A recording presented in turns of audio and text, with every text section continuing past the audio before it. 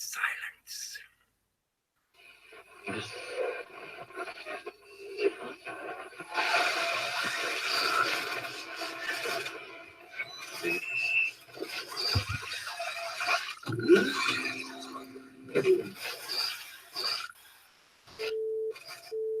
Welcome to your awakening.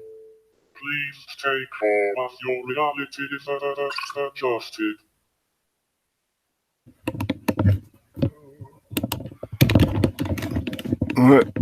Welcome back, folks. Stop the screech here. Yes, I'm going to end up talking to myself and you at the same time while I do my usual bumbling catch-up of clicking multitasking buttons, and I forgot to put the main light on as well. Oh well, never mind. You'll have to put up with that halo glow in the background. Oh, that's the doorway to the land of the angels. Sorry, I will catch up momentarily and I'll sort my stuff out. I've muted that. Give me the chat page. Pop out chat. Okay.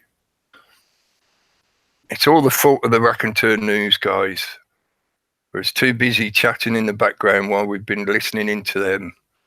And then just realised, I thought they were, they usually go till 9 p.m. And because I could still hear them talking in the background, I thought, oh, it's obviously not 9 p.m. yet. But then I looked at the clock and it's like, oh, no, they've gone over time and now I'm late.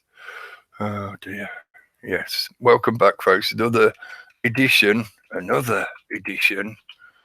in this new year, this new calendar of Sol Excalibre.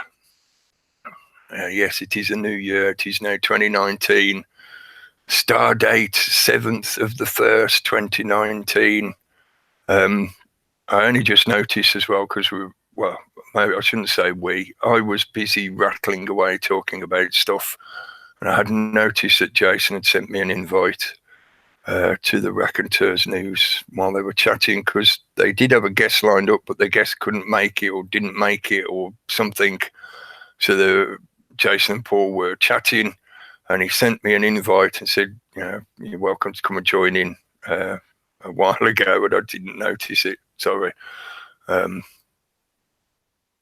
I've sent him one back now, so he might show up. He might not. He might be offended that I didn't turn up. I don't know. We'll find out.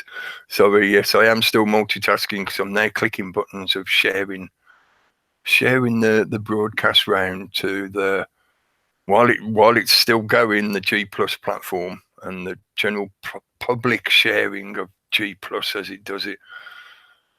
The G Plus platform will shut down soon enough, so do it while we can, and then when it's shut down, we'll do it some other way, figure out some other way of doing it.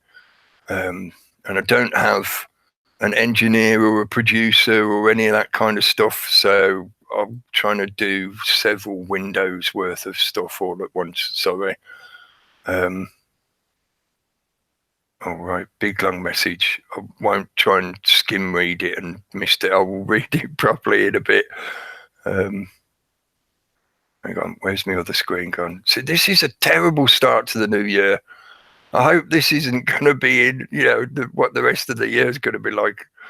7 minutes later. No, I only just got to the stage where I've got my chat room open and everything, and I can see what's going on now. Right, okay. Welcome back. Greetings and well met. I hope you're enjoying your new year. I hope you've got a new calendar, so now you've got another 358 days. 19 is not a leap year. Yeah, I think that's right. 358 days on your calendar. So time isn't over yet. You've got another 358 days of the sun going round before you get to the end of time again. And you have to buy a new calendar. That's why recently I've been, rather than saying Happy New Year to people, I've been saying Happy New Calendar. I hope you enjoy whatever version of calendar it is you've got this year. Yeah. It's got mostly the same numbers in it, unless it's a leap year, but it's got the same numbers in it that you had last year, but it might have a different picture attached with it, Or maybe you got one of those like the Advent calendar with the little doors you can open each day and see something new. You get your own little surprise. I always found it quite ironically fascinating. This was one of the things that spurred me into thinking a bit more carefully about the language that we use, English language in particular, because I am an English language speaker. I've got a spattering of words in other languages, but I don't speak any other language, not properly. I can pick up little bits here and there, but I can't speak any other language properly. But anyway, it got me thinking about language was the word present. When we talk about getting Christmas presents and birthday presents, I remember many years ago there was a little meme of Bruce Lee that did the rounds on the internet, and it just had him holding a little package like a birthday present or something, and he was doing his usual kind of face, and underneath it just said Bruce Lee loves Christmas presents. It was just that word presence. Which is it that you're appreciating? The present moment that you're in during that time that you are experiencing joy and happiness and loving and giving and all that good stuff? Or is it the thing that's in the box that you're opening? What is it that's the present? When you open those little windows on the advent calendar to get your little, your little surprise. Hi, Jason. That was good timing. Just as I said about opening the little door and you popped into the room. But what is the present the thing behind the little door on the advent calendar, or is the present the sense that you're experiencing during that moment? The sense of wonder and joy of, I know everybody's cynical these days, but when you're a child, that sense of wonder and joy and mystery of what's behind that door. Oh, it's that, it's a snowman, a chocolate snowman or whatever. Yeah. Anyway. Yeah, hope you're having a happy new calendar, a good new calendar. Let's make it a good year. And it could be a very interesting year as we go. I am going to talk about a few things to do with what's been going on recently and potentially into the future. And you may have noticed that as we're in this new year, I've talked about doing this for a while. I've mentioned it here and there anyway. And I've been thinking about it for quite a while. But I've not put a main title on the show this episode. I was starting this new year. I thought, no, okay, I've thought about this long enough. I'm going to stop doing the kind of like mashup of words on the title, and instead I'll just treat it as if it's a podcast. So this is counting as season 2, simply because all the other episodes of Sol Excalibre I've done before were not numbered in that way. They're just titled. So all of those previous ones are considered season 1, even though they are approximately 2 years worth. There's over 100 episodes so far. So there's that, and it's episode 1, obviously. Season 2, episode 1. To treat it more as a podcast, I will put something in the subtitle on the text description box that you get on YouTube. You get the kind of info box under the video window. I don't know what that looks like on a tablet or a phone or whatever, but I know it's there in some manner. But I'll usually put something in there as like a title or subtitle for this particular episode.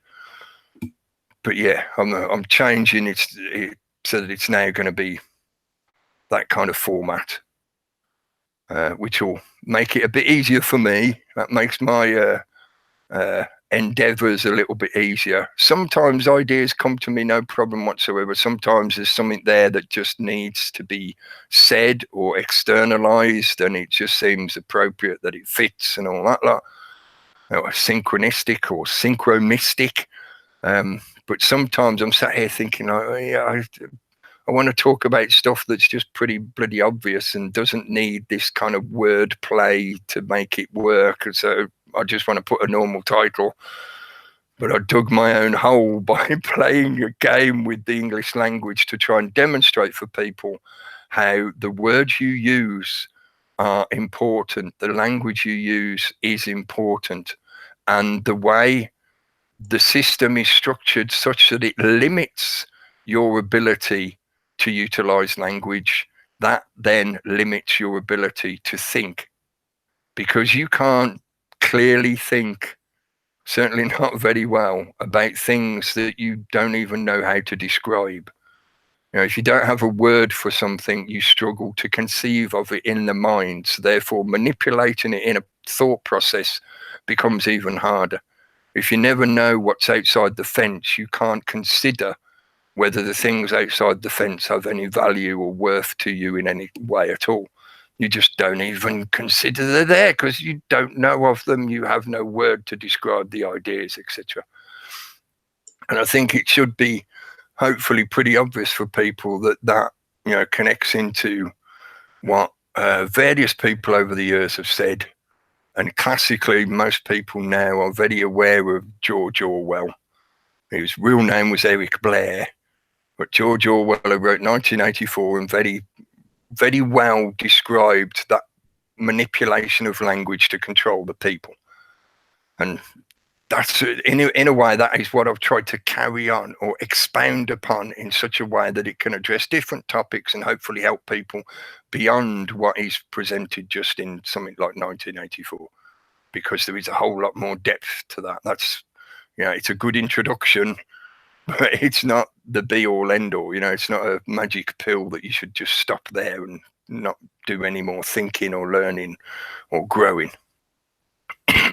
So, and also I thought if I change the titling to such a way that it looks a little bit more like a podcast, the way people do podcasts and whatever, it may be picked up a little bit more in terms of traffic numbers, the way it moves around on the internet, stuff like that. It occurred to me that I happened to see an advert for a computer game a while ago, and I never realised this. There's already this computer game series called Soul Calibur, and I'd seen the name out the corner of my eye, and at first I'd gone, Soul Excalibre, huh? Because I'd only seen it out the corner of my eye, I didn't see the detail. I thought it was saying the words Soul Excalibre, and I thought, what's that? A game based on that? No, it's Soul Calibur. But anyway, it's just some cheesy computer game. But it made me make a connection between the computer games blogging marketplace. There's a hell of a lot of video traffic on YouTube in particular that revolves around the gaming industry. There's a hell of a lot of audience in that gaming industry. And I'm not trying to move into a demographic. I just thought if I put the two together, you never know, there might be a bit of cross-pollination there. Maybe somebody will see the name of my episode and think, oh, is he talking about that game? Maybe I'll check it out. What's he talking? And then they'll get a red pill surprise, in effect, if they bother to stay around and listen. And hopefully maybe they'll pick up on something from that. It might broaden their horizons a bit and, get them away from that kind of digital lure or glamour. Right, okay. Sort of housekeeping stuff I've said enough about. The one other thing was, this is just sort of, I felt I needed to clear this up in case there was any kind of misunderstanding last week. I know there's always misunderstandings and whatever, and I'm not trying to just reiterate what I was saying last week, just this that I wanted to clarify. As I've got a bad habit of doing, I started talking about something last week and then I digressed in a different direction and ended up forgetting to finish off what I'd started saying. But I never came into this environment. I never started doing this kind of stuff in this environment because I wanted to make friends. I wasn't sat at home thinking, I want to make friends. How do I do it? Oh no, I'll go on the internet, start up a broadcast where I talk about, stuff that's a bit outside the box. And I'll make lots of friends doing it. No, I just did it because to me it felt the right thing to be doing. But what I didn't finish off saying last week was that doesn't mean I don't make friends. Doesn't mean nobody here is my friend. I've made a lot of friends in this environment. I've met a lot of great people. I've learned a lot from loads of different people. So I didn't want to leave it with that sense of like, I'm not going to be your friend. I'm not anybody's friend. I hate the lot of you. Well, that kind of misunderstanding. So no, I did not have that dog in the fight. I'm not here with the intention of meeting a group of friends or having a little self-help group of, I'll go and chat with my mate online. He'll make me feel better. That kind of shit. No, I'm here to talk about these subjects, to talk about the information. I like talking about this kind of stuff. So if I can do that and it's done in a way that helps others, That's what I'm trying to do. Right, so just to clear that up. And based off that, I also wanted to say a big thank you to the 2 people who sent me some donations over the last week. I'm very grateful for whatever people send me. I don't like to ask. I don't like to talk about it. There is a link. I say I don't like to talk about it. Here I am talking about it. There is a link in that info box if you want to help me out. I'm trying to do this from the point of view of nobody else is funding me. I'm not being paid by anyone to do this. There is no advertising. There is no promotion. I do not shill for anyone. I'll shill for ideas that I think are worth my time, so therefore potentially worth other people's time. And we can argue semantically for hours about the definition shill. But yeah, anyway, thank you to the 2 people that send me donations. It does make a difference. I spent it on food, basically. I bought more than a week's worth of food, so thank you. I'll see how we go from here. My personal situation is still in transit. I am mostly this week, what did I put in the chat earlier? Because I keep just making it up as I go along. This week, I'm mostly trans left righty. So I'm not quite left and I'm not quite right. I'm sort of transitioning beyond the 2, hopefully. I won't mention names of people who donated to me unless people specifically say, give me a shout out. I won't ever mention names or details. Because it's nobody's business but ours. Privacy does still exist if you practice it. You have to do it. Don't just give up on it. But I'll say a quick hello to everyone in the chat. And then I have got a couple of things I want to talk about. One of them might seem a little bit esoteric or a bit of a stretch, but it's a curiosity that's stuck in my brain for the past several days. So I wanted to mention it. And the other thing relates to some of the stuff to do with the yellow vests, the protests and the general energy that seems to be building up for quite a while now, and is growing even more so in the last few months and into this new year. But I'm going to do a quick shout out before we get going. Dave Iron, hello mate. And Reality Chat is in the room with us. Paula B, hello. I will read your message properly in a bit. I didn't want to just skim read it and rush. So sorry if I haven't replied immediately. I will do. Lutsum Tathro, hello mate. And James Owen, hello. And Blazing Stars, hello. And Dot, artist formerly known as a non-violent extremist, the Mighty T. I started calling him the Mighty T. Steve the Goose, hello mate. I enjoyed Saturday's show. I will, as I do, I'm bound to mention a few things which I'm sure will make sense to you based on stuff you were talking about Saturday. Apple Charlotte, hello. You changed your picture again, I think. Gary Ord, hello mate. And Super Leads, hello. I'm scrolling down. Barry Truth, hello mate. Dean Yates, hello.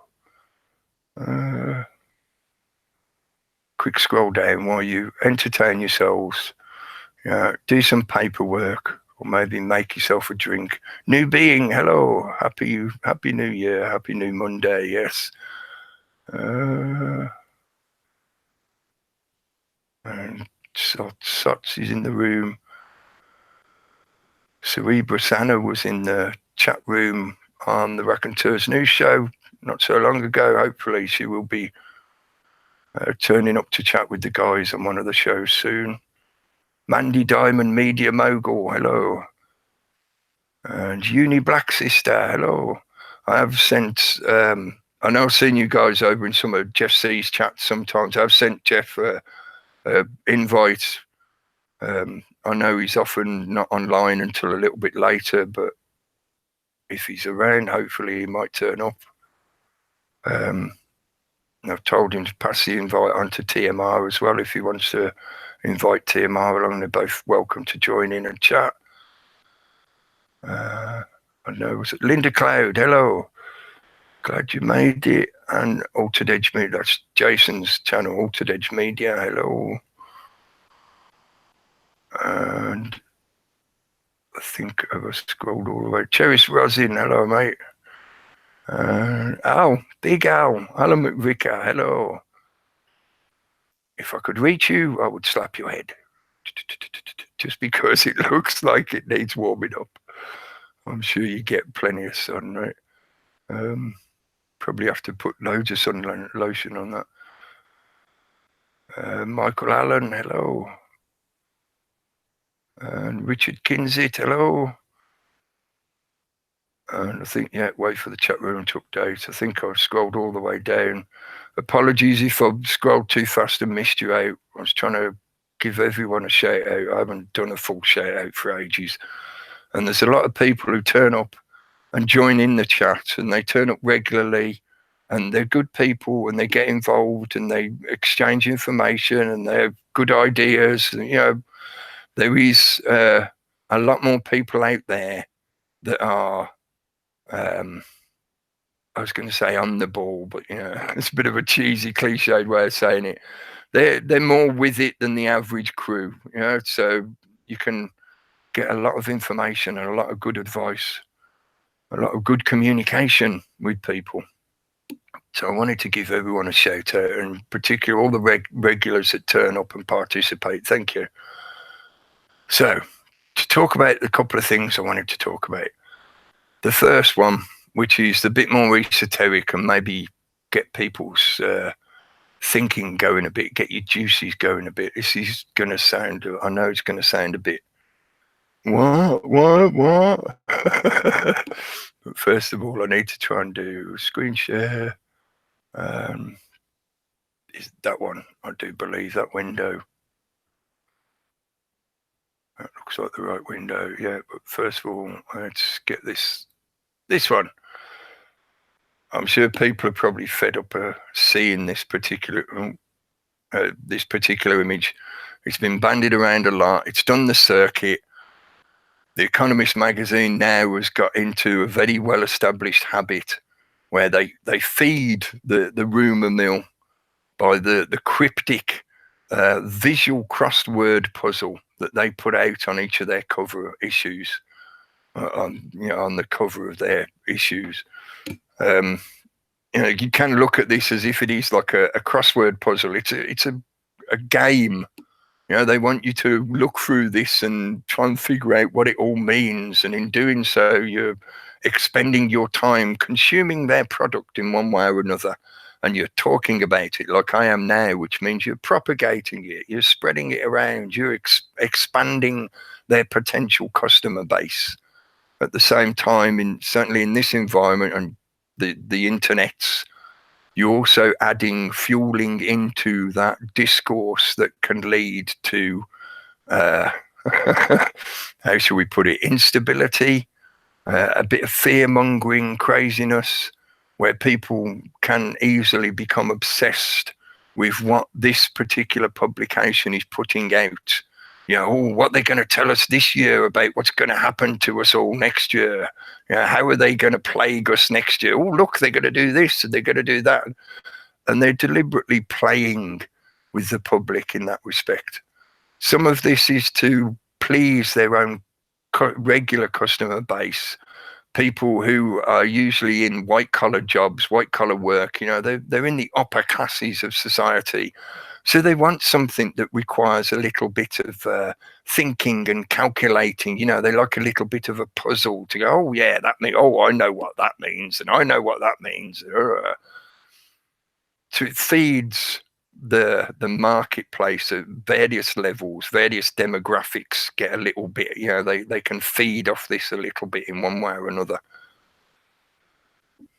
And like I said, people are probably fed up of seeing this image because it's done the rounds. As they usually do each year now. Certainly on YouTube, the internet has developed a habit of trying to decode the latest Economist cover. You'll see all the videos if you do a search for them all over the place from various outputs. And that links into a little bit of mentioning the appropriation of certain conversations, the logos, which, just to remind people, I've explained before, logos does not just mean a logo like a brand label. It means a body of knowledge and all the information about that knowledge, all the data that is known, but also all the argumentation and opinions and blah, blah, blah around that particular subject. So when you say logos, it encompasses anything and everything to do with a particular subject. They've appropriated a lot of the general conversations that take place in what I call this environment. You're on the fringes of YouTube. This is not the popular trending zone. This is not the kind of zone that gets promoted by the algorithms, the system itself. We're pushed to the outside so that most of the public don't even know we're here, don't hear what we have to say. But a lot of the conversations that take place on those fringes have now been appropriated and manipulated into the mainstream, such that there is a genre of conspiracy industry. There is conspiratainment, as somebody termed it several years ago, which is fueled by all this kind of stuff. So that industry needs resources. This is a resource for that industry. And that industry has been enabled and pushed into its position of dominance in this environment of media communication by the very same people that did the same thing in the old paradigm world of paper and print, or pen and paper with a magazine such as this. You go and look for yourself into who owns this, who runs it, who are the kind of people they feature, blah blah blah, and hopefully you'll see what I'm pointing at.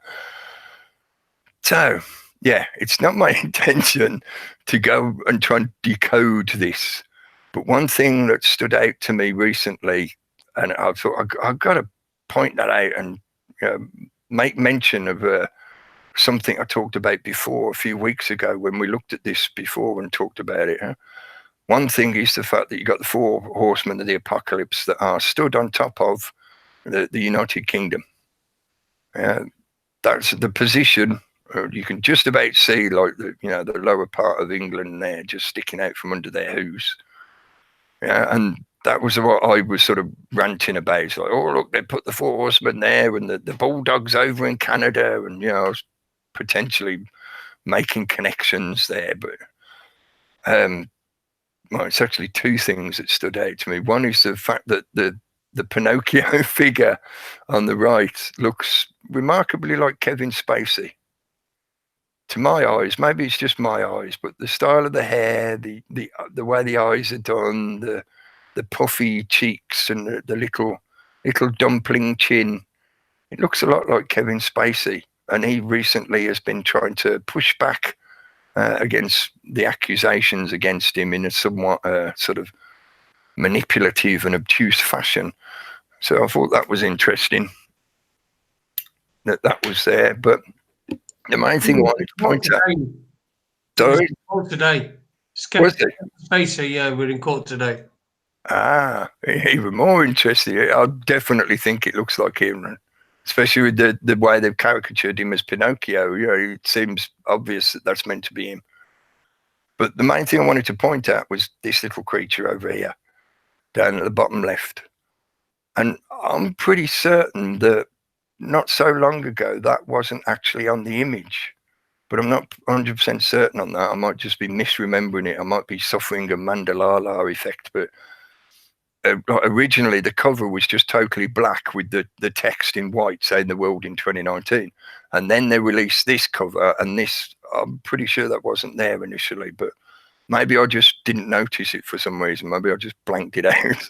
But this is a pangolin, which if you do a little search, I was having a search around because I know I'd seen it come up through the headlines over the last few weeks.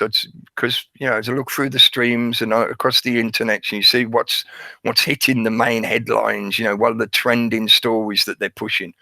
And the pangolin has been featured in a few stories across the board. I saw it on Sky TV. Yeah, there's a Sky one. And other places as well. It's not just UK press. It's been featured in America, in Australia, and other places around the world. It seems to be a bit of a flag that they're waving at the moment for endangered species. You could then link that into things like Agenda 21 and whatever. But the main reason that it sort of piqued my attention was I'm pretty certain I've seen this animal, this creature, used in other references, other implications that connect into the occult in some way. And I've been trying to remember why and how and where I've seen that, you know. And I can't, I've only had a quick search this afternoon, just mooching through some ideas, looking to see if I can find any obvious connections. And I didn't see anything, but the one thing that did stand out to me, by the way, that's Walt Whitman. The guy with the beard is Walt Whitman. And it does sort of connect into this because Walt Whitman was an American author who, in the early, 1800s, mid 1800s, he was writing poetry with working, well, I'll read you what it says. He was a humanist. He was part of the transition between transcendentalism and realism, incorporating both views in his works. So I found that, you know, why they've included that, where is it? Lost it. They've included that there while they're talking about, you know, or they're mentioning things like this, and the smartphone is a mirror into a digital world of illusion. You know, it's a window into a world of illusion. It only exists while the electricity is surging through it to illuminate it. Lots of potential connections, but in terms of the pangolin, let me just find it again now. It's only really the one main point that piqued my curiosity, made the connection for me in a little way. The pangolin was first described. To find the first one. First generis manis. That's an Ouroboros when it rolls up in a ball. Yep. That's one of the potential symbolic connections to it. Yes, mate, definitely. It's also the way it could be described is like a mini dragon or a miniature dragon, a midget dragon. And there's some, you know, in that kind of way, there's some odd connections that started to come out. It's an anteater, you know, it's an insectivore. So it lives off ants. And that just got me thinking of what kind of ants? Peasants? Supplicants? You know, there's lots of ants that it could be, that if it was a dragon, that it could be feeding on. But the guy who first identified it in 1758, or the one who gave it its first name, its taxidermy name, was the same guy who actually is coined as the father of modern taxonomy, which means he's the guy who came up with the system that the academics still use for labeling animals, you know, the various genus and species and the names, the Latin definitions that the creatures are given. So he was the first one that gave it that name, Manis, that species name, Manis. And during the time period, and this is where, to me, it makes a major connection, during the time period of the rise of the Enlightenment. This was, you know, at the height of the Enlightenment period.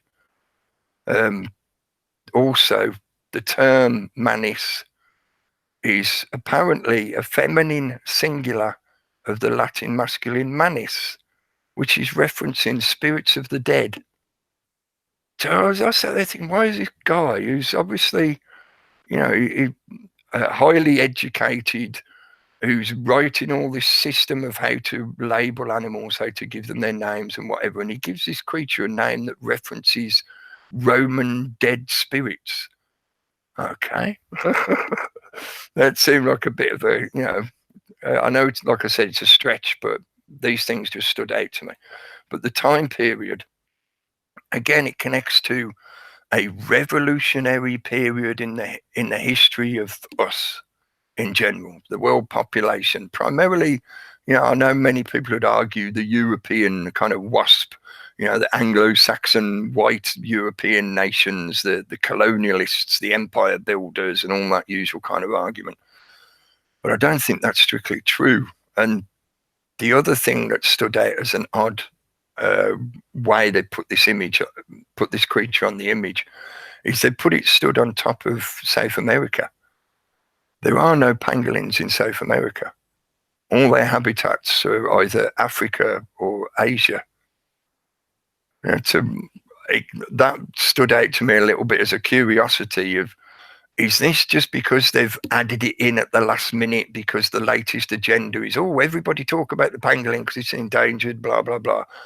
Or is there something else about the positions of these different images? Like I said, these images are meant to be like cryptic problems, they're like crossword puzzles for people to try and solve. But these are the questions that popped out at me. Like, well, why are they all talking about the pangolin at the moment? There's something more to this than just because it's an endangered species.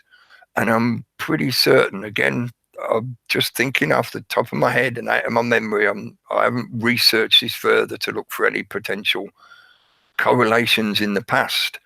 But I've heard mention of this creature a few times before, at times that seem to be important in terms of major events happening. I know that potentially can sound a little bit sort of, predictive doom mongering. Oh, look, there's a pangolin, everything's going to go bang.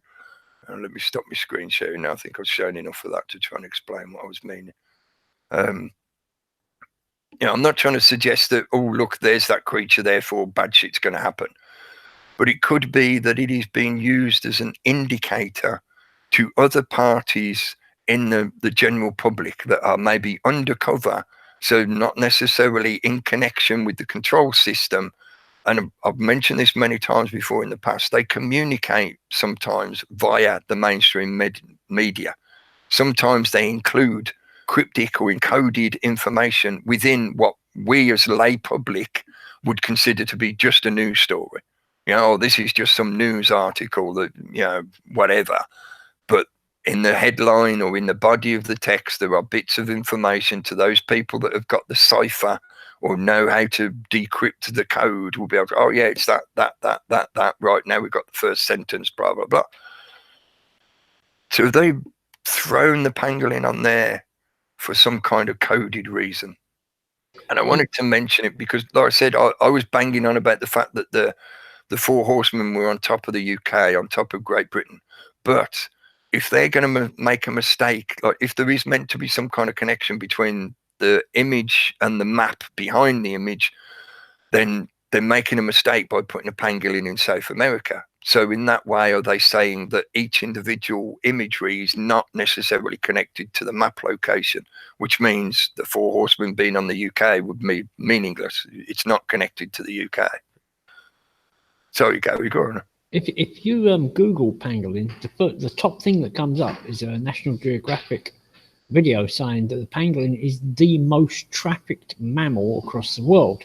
Yeah. And the pangolin is right next to Angelina Jolie, yeah. who protects children in the United Nations. In fact, children are the most trafficked mammal in the world. Yes, sir, that's a very good point. Yeah. Mm-hmm. So it could be a little nod to what's actually going on. Yeah. That was basically it on that. Like I said, it just sort of stuck in my head. It was like, why have they done that in that way? Why are they including that? And I wanted to externalize it. Maybe, other people can turn around and say, oh, it's because of this, or, whatever, discount it or whatever they want. But I felt it was worth mentioning to try and maybe point some things out. And like you said, there could be other meanings definitely behind that. What they're trying to suggest, maybe subtly, subliminally, or encoded to only certain viewers. Some people will get the connection. And that sort of connects me into a little bit the other thing I wanted to mention, and how it connects into why I stressed the point about that, what was his name? The guy who labelled it, the taxonomy guy, Carl Linnaeus. Why I made mention of Carl Linnaeus in connection with all this stuff, because the Age of Enlightenment, the Renaissance, led eventually to the revolutions.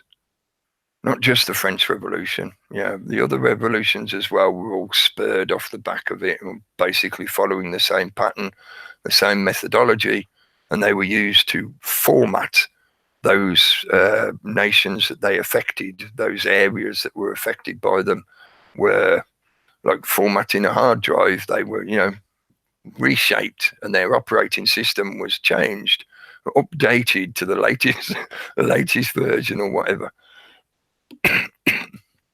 But that time period seems to be quite significant again, and he's almost like the Ouroboros seems to be background again in a cyclical fashion. I put in the subtitle, teaching sheep to talk, ? The shepherd needs a flock. And in a way, I've sort of gone around this subject quite a few times in the past on other episodes, but a lot of what now occurs in this internet environment, and really in particular, not solely, but in particular on what are often referred to as the main platforms, the social media platforms, such as Facebook, Twitter, YouTube, Reddit, 4chan, one of those majorly populated areas and platforms that are operating out there.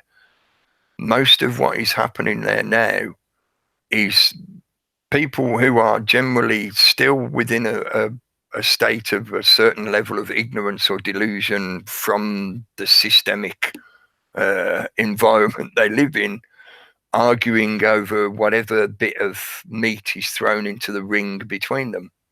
And we talked about many times about that kind of dualistic Hegelian dialectic. If you don't have an enemy, they will create one for you and then give you an arena to fight each other in, and they'll sit and eat their popcorn and charge people money on the door to come and watch the drama. That's related to a lot of stuff recently as well. But in many ways, they have given the sheep the ability to talk, but in no way are they giving them a level of education or knowledge such that their conversations are moving forward in any kind of constructive way at all. So in other words, they're just talking for the sake of talking. Think, I'm using an analogy, a metaphor, whatever, I'm using poetic imagery to try and get a point across or get an idea across. But if you had a magic finger, you could walk into that sheep pen and touch a sheep on the head, and all of a sudden that sheep knew how to talk. Don't you think it'd be confused as fuck? Don't you think it'd probably end up getting really fearful and going a bit crazy because none of the other sheep are talking, but it's talking, and maybe you're talking to it, or you seem to be listening to it. What's going on? Ah! And in many ways, they seem to have structured this social media setup, this new digital environment, that it serves that kind of purpose. Yeah, you can have a voice on the internet, as long as you're talking about stuff that we say is okay for you to talk about, and as long as you do it in that arena where, like I said, they'll get their popcorn and charge people money at the door. Do you need to teach sheep to talk, or would it be better to help them with education before they start learning to talk, or during the process, so that then they've actually got something to talk about? A lot of YouTube is filled with people just talking about nothing, basically. And I know that sounds judgmental and all that kind of shit. It's not politically correct to be nasty to people in that kind of way, but some people just talk shit. Some people just post crap just to fill up video space so that then they can put adverts on it and earn money out of it. People like different things. If there's an audience out there that want just that kind of unthinking entertainment, then that's what they're after. But for me, and the kind of stuff and the reasonings why I do this, this connects into what I've been saying since we started, was having that kind of useless conversation, empty, meaningless exchanges. We've been able to do that forever and a day. We can still do that. You don't need the internet to do it. You can do it wherever you're encountering other people. So that's not exactly going to help anything move forward or change or make any difference. In many ways, it just helps further the system, because it keeps the system in place while giving people the delusion that they've got freedom of speech and that they're taking part in some kind of conversation where all they're doing is arguing over the same old isms that have been given to them by the very system that tells them they shouldn't be an ismist. You know, you're not allowed to be an ism. You have to do what we tell you, be politically correct and stay within the lines. You know, you can't colour outside the lines. So teaching sheep to talk, and the shepherd needs a flock. There is no flock without a shepherd. You know, the words start to become meaningless when one is without the other. And the system requires a population, a mass of the population, not all of them, because they need some people like I mentioned earlier, the ones with the white collar jobs, the ones who have been trained to have a little bit of calculating power. Therefore, they need to keep that calculating power occupied, because if they don't give them something to think about, they might think for themselves. It's like, what does your computer do when you're not actually doing anything on it? You know, does it think for itself? You know, no, it doesn't, because it's a computer. You know, it's bits and bytes and whatever. Yeah. But again, as an analogy, they give us things to occupy that need to have something, rather than hearing the emptiness in your own head, potentially. You know, that's what people are scared of, because that's what they're told happens. That's what the education system reinforces into us as children. You can't just be left to your own devices. You can't daydream and look out the window, because you might have really weird thoughts in your head. Oh, scary shit. Oh, you don't want to be alone. You don't know, be alone with your own thoughts. Oh no, you'll end up crazy. You know, that kind of reinforcement means people have this externalized need to some kind of authority figure or system, whatever, that it's like, oh yeah, you got to give me what I need to fill that space, to fill my RAM, because there's no operator at the moment tweaking my buttons and pressing my keys to give me what to think about. So there's this empty space, and the empty space scares me. So give me something to think about. A lot that goes on in this environment is exactly that. A lot of what I call the industry of the alternative media, the conspiracy genre, which has been around for decades. It was around before the internet. The internet has just amplified it. But that industry of people talking around questions that either can't be answered or have very ambiguous, open-ended answers, it's a great way to earn money. Write a book, sell it, write another book next year about the next latest question, sell it, and you just keep going round and round and round. And there's loads of people who work in that industry, make money out of that industry, self-employed within that industry. There is not necessarily anything wrong with that. It's down to the information they are pushing and the audience that is receiving it, because the shepherd needs a flock. If people are able to digest the information for themselves and decide for themselves whether they think it's worth anything or not, then there's nothing wrong with whatever information you put out there. But if your audience, and this is how I feel it's a good example of the state of the current population.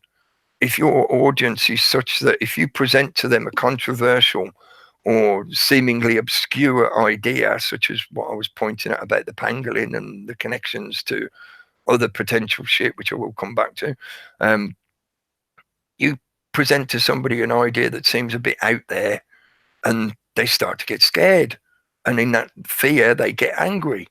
And in that need to defend the order of the externalized authority that they've been trained into, they start to get defensive that you are attempting to destroy their world.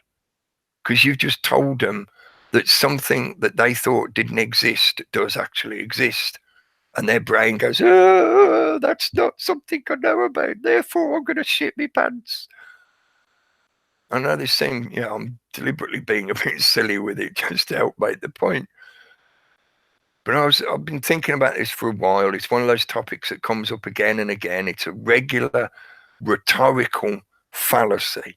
As far as I'm concerned, that's what it is. It's not just a, oh, that's my opinion, mate. No, it's a fallacy.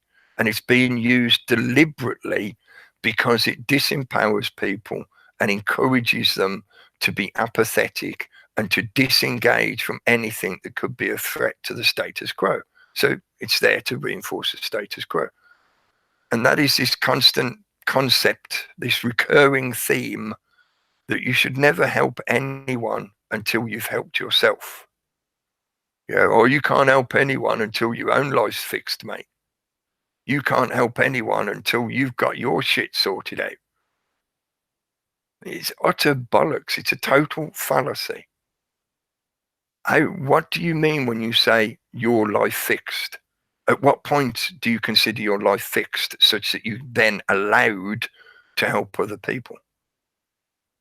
At what point do you question the very concept of authority that is suggesting to you that you're not allowed to help people until you fix yourself? What about the question of, well, what is it that they're suggesting is wrong with you? Are you saying there's something wrong with me, therefore I'm not allowed to help? What's wrong with me according to you? There's no evaluation of those things. It's just, no, your life's shit, mate, therefore you shouldn't try and help anyone else. Yes. No, that is just totally fallacious. But this I was watching Steve's show on Saturday. Please go and check it out. He was talking about a lot of good stuff, as he always does. You know, you get some wise words and some good information and some great music. He has a nice setup. He plays some songs so that people aren't so, you know, confronted by the stuff he's talking about, because he mixes it up a little bit. But listening to some of the stuff he was talking about and, you know, participating in the chat, and it was a good chat, like it always is. You know, there's some people who keep turning up, and I'm confident now that it might be one individual, but I think it's more likely it's more than one individual. But their primary purpose is to just try and split up the groups. They've been deliberately trying to isolate me in one way or another, either by attacking people that I associate with or trying to influence people that I associate with, while at the same time just harassing me. Yeah, and it's nothing major. I'm not trying to say like, oh yeah, shit's happening, but it's just a general run-of-the-mill bullshit. Yeah, and it's so, mate, aren't you bored yet? One thing I learned as a kid about tormentors, you know, the other kids who used to like tormenting you, is you have a bit of patience, eventually they get bored. Because for most of them, that need to torment others is a hyper energy thing. They've got too much energy and they've got no idea where to direct it or what to do with it. So they just have to let it out in some way. And at the same time, it usually comes along with a bit of lack of self-esteem or self-hatred, such that they're externalizing onto you to use you as a whipping post. They're trying to put their pain onto something else that they can then attack, because they don't know how to deal with it in their own heads or in their own heart. Yeah, that is an interesting subtle connection to the yellow vests as well, which I've mentioned before about fluorescent vest does not emit light. It is a reflector of light. So, do we want to all be reflecting the light? Oh, no, I'd rather be emanating light than reflecting it. But anyway, let me finish what I was trying to say. Hang on, I'll come back in a bit, Gary. Let me just put this bit in because it's important. But listening to the conversation that was going on in the chat room on Steve's show and listening to what Steve was talking about, you know, this idea that you can't participate or that you can't help others until your life is fixed. At what point is your life fixed? Who designates that boundary of when you're allowed to participate? It assumes that you're too dumb to figure out that, of course, some people need help. Not everybody is capable of providing help to everybody else around them. It is a nuanced thing. It is a subjective thing, and it has various degrees to it of maybe you can provide just a little bit of help. You know, we're not talking about you going out and fixing every problem in the world all at once. You know, you come into this environment and you say you want to help people, and all of a sudden there is this expectation that you're going to fix absolutely everything. You better do it now. You said you were going to help. Why haven't you fixed all the problems in the world right now? But that kind of thinking just serves the benefit of the status quo, the system. They want people to feel that disempowered, to feel that, oh, it doesn't matter if I do anything, it's meaningless, nothing means anything. We all just live in a holographic simulation, therefore why bother doing anything? One thing that guarantees failure is to not try at all in the first place. If you don't do anything, then the bad things that you're worried about are guaranteed to carry on forward. I don't want to say happen or come to conclusion, because other things might occur that change what you're expecting. But you not making any attempt at all means that you're not changing the direction of them possibilities in any way at all. If you don't try, you're guaranteed to fail. It's as simple as that. So this concept of you're not allowed to help or you shouldn't help, I think this again is a matter of use of language and comprehension in thinking. It's fair enough to say that, look, mate, if you're struggling to climb the stairs, then you shouldn't offer to help people move into a new house where you're expected to carry furniture and boxes and shit like that, because you're struggling to climb the stairs. So you can't help them do that. That doesn't mean you can't help them in other ways. You know, this is this kind of black and white of, oh, if you don't fit this criteria, you're not allowed to do this. Who the fuck says, fuck you, fuck off? If you're not going to help, get the fuck out of the way. This idea as well, and this is what I want to pick up on, the one thing that Steve mentioned, which I think, again, is part of this, Steve expressed it very well. It's part of this miscomprehension or misconception in this environment that is pushed and perpetuated because it benefits the system, the status quo. This comprehension of it being either or. You either help yourself or you help others. You've got to do one or the other. You can't do both. That's utter bollocks. You're doing both constantly. All the time throughout your life, you're doing both. Unless you live in total solitary existence on an island that has no interaction with the rest of the world whatsoever. So if you do literally everything for yourself, growing your own food, getting your own water, making your own clothing, providing your own energy source, if you do literally everything and you have zero interaction with the rest of the world, only then could you truly be said to only help yourself. But in everyday existence, for all the vast majority of the rest of us, you're helping people constantly, whether you want to or not, and whether you realize it or not.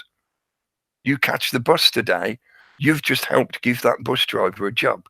You've just helped give all those mechanics who work on that bus a job. You go and buy clothes, you're helping the people who make the clothes. You go to your local farmers market, you get the point, yeah? Your interactions with other people are help. The difference is this conscious choice to make an effort with the intention of aiding others without necessarily the expectation or demand of reciprocation. So you help others because it's the right thing to do, not because you expect to get paid for doing it. You're doing that all the time, whether you realize it or not. So it's not either or, it's both and at the same time. Go on.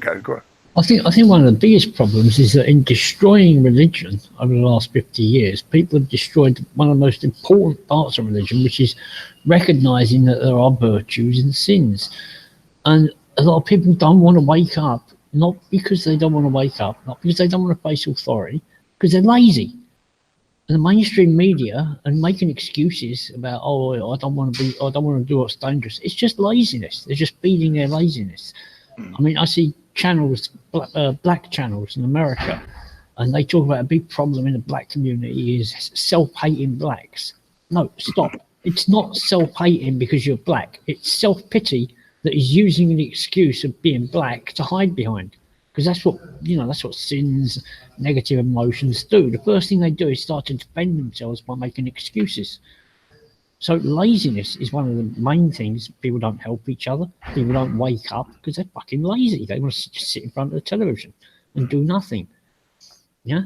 And you know, you've We got to could- reach the we could point also where say they it's- know. It's like moving into the victimhood, isn't it? Being the victim all the time, just being it's all, you know, being in that mode rather than being in the self, you know, moving out of that and realizing this, you know, is just, you're not helping anyone or anybody by being like that, you know, by being in that victim state, you know. Except your own laziness. Well, it's that realization, isn't it? You have to realize, like, walk through, you know, you can show people doors, they have to walk through them. You know, you can't push them through, they've got to realize it or for themselves. So it's a I think there is process, you know. as part of that, there is also the element that by pushing this kind of unthinking victimhood, which you know it's become trendy. It's part of the new style mindset that they want to be the majority in this. You know, we're getting closer and closer to 2021 in this new paradigm of the digital one world system. But it sort of it dilutes or it masks the true victims that do need to be able to speak about what the fuck has happened to them and do need justice. Yeah, so you know, I agree with you totally. There is this victim mentality that is perpetuated and propagated because it benefits the parasitic system. The parasite needs a host. Yeah, the shepherd needs a flock. So the shepherd teaches the sheep to be victims so that they need the shepherd. Yeah, people do fall into that psychological trap because they enjoy that as well, especially, you know, that's something they... it's like being cared for, isn't it? Yeah, you like that attention, you know. Like being looked after. But it's like, you know, it's like a family of a lot of children, and they've got a drunken dad that comes home every Friday night and beats somebody. Don't be the one that he beats. And how do you do that? You become effeminate. Like, you know, those black channels, again, have got a good example of this. It's all the kids walking around Harlem. They're not wearing bling. They're not looking gangster. They're wearing they're nearly wearing skirts and that because they don't want to get pulled by the police. You know, they don't want to be seen as aggressive. Yeah, and the victim, you know, stance falls right into that. Yeah, it's, oh, don't pick on me, don't pick on me. Yeah, it's a survival mechanism. Yeah, that's how much they've been scared. But they've been exploited. You know, they exploited that.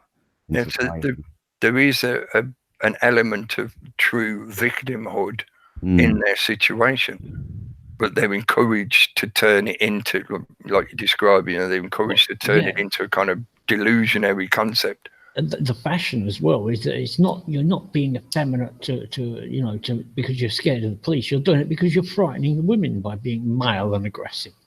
And you know, you want to be, you want to be a hit with the girls, yeah, like Maroon 5.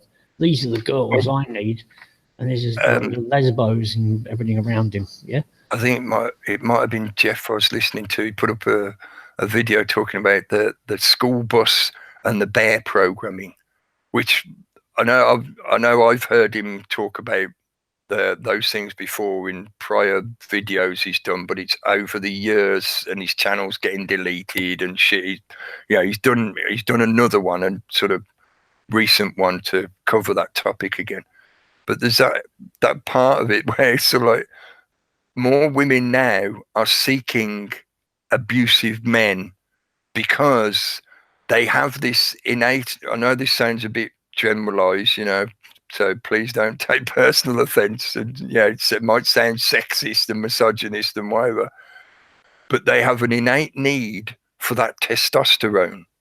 So they seek out something that represents that. And in this current environment where there is this middle ground of ambiguous, androgynous, not really male testosterone, instead they end up going for the worst elements because that's the level of testosterone. Does that make sense? So more women, and this might work the opposite way as well, more men seeking overly feminized women. They're seeking extremes because the middle ground has just become this mush of not really sexualized beings anymore. That's always been a cliche among the rich women, isn't it? That they leave their bankers. Women like a bit of rough. Yeah. The rich women like a bit of rough. I've experienced that myself, mate. So I know there's a truth to that. And that's the same kind of experience of, if you preclude everything or vast amounts of certain things from a population or an individual even, they will seek them out. So the classic example for that is when children in that teenage years, from puberty onwards, sometimes starting prepubescent, depends how early they develop and whatever, they will actively seek to go opposite to whatever you tell them. So if you preclude something to them, if you say you're not allowed to go to the park after 8 p.m., guaranteed they'll go to the park after 8 p.m. because they're beginning their process of becoming their own adult individuals. So they're looking for their ways out of the family nest, and that includes psychologically as well as physically, you know, in the sense of taking care of themselves and whatever. So they explore the boundaries that you tell them are boundaries. So in the same way, I think, you know, that correlates across as well. Yeah, and then you kick them out. Sorry. If you're like my uncle, you put the suitcase on the doorstep when they're 16. Yeah, he was that strict. He was like, "You're 16, get the fuck out of my house." But that's working families. You tend to be a bit more hard. You're right, because that's how it works. I mean, that's how you grow and learn, isn't it? That's part of the process of you being able to look after yourself. So, and as you grow older, then you can look after yourself. Or some people, like you say, they go through life unable to do that, or you know, it's this like learned helplessness thing, you know, and all the rest of it.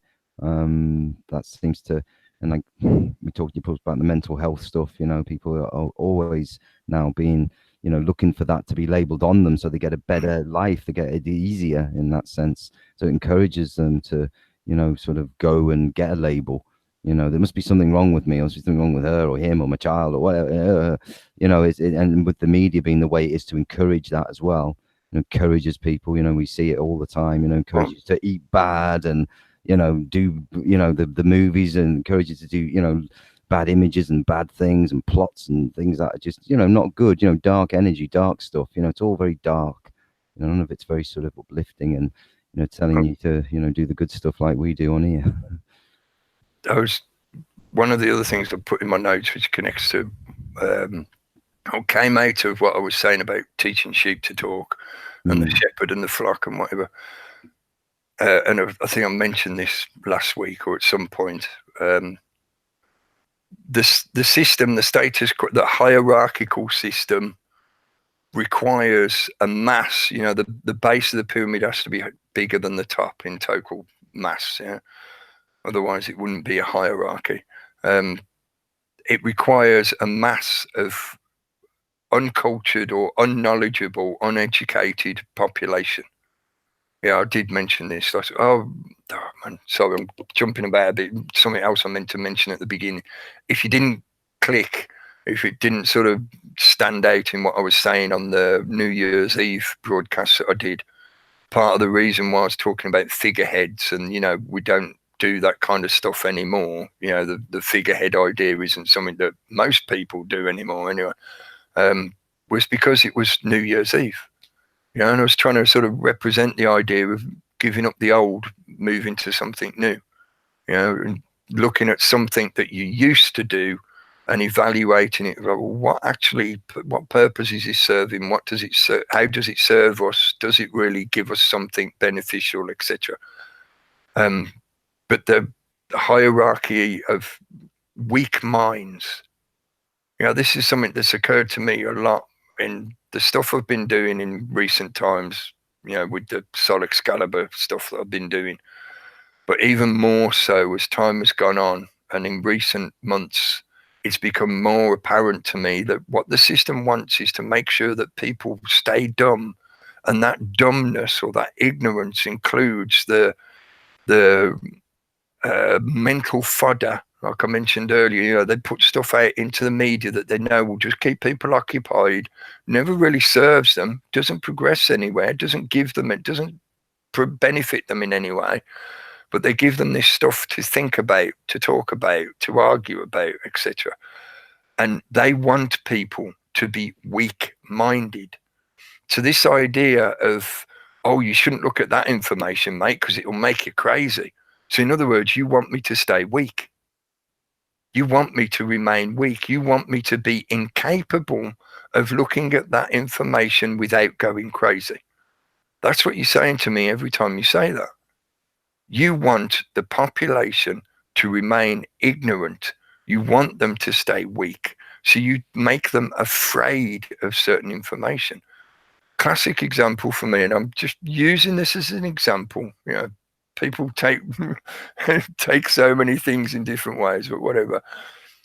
Take as the example somebody like David Icke.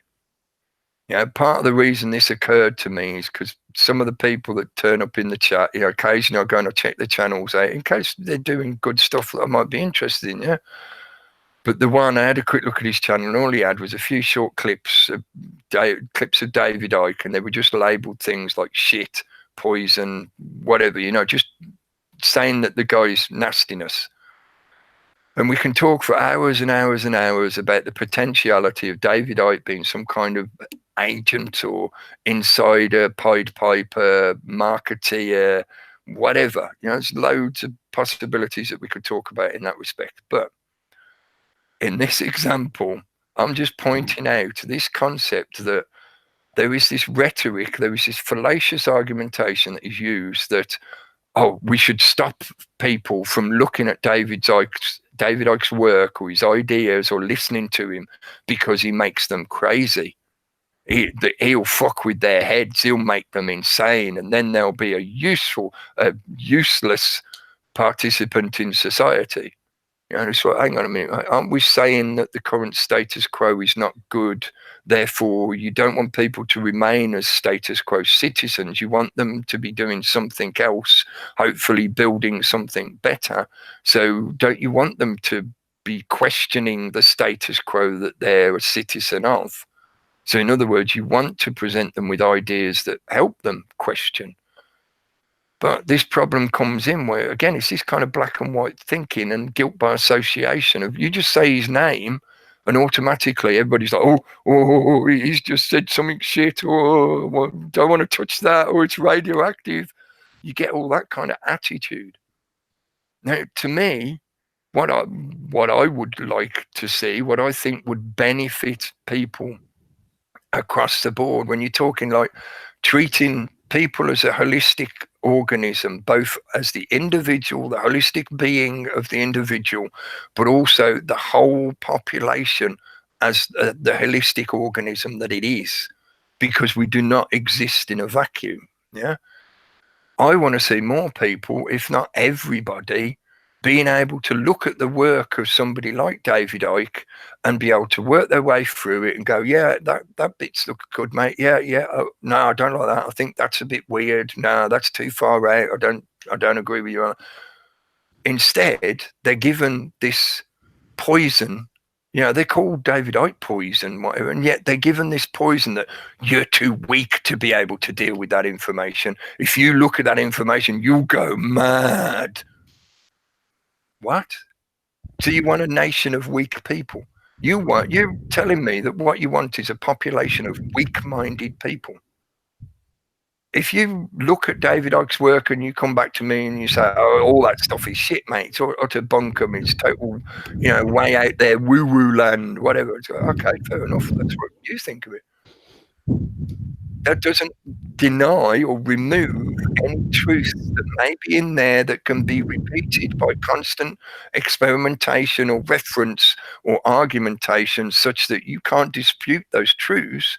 You can just create argumentation based on the fact that you don't like the way he presents them and you question some of the stuff that he shows you.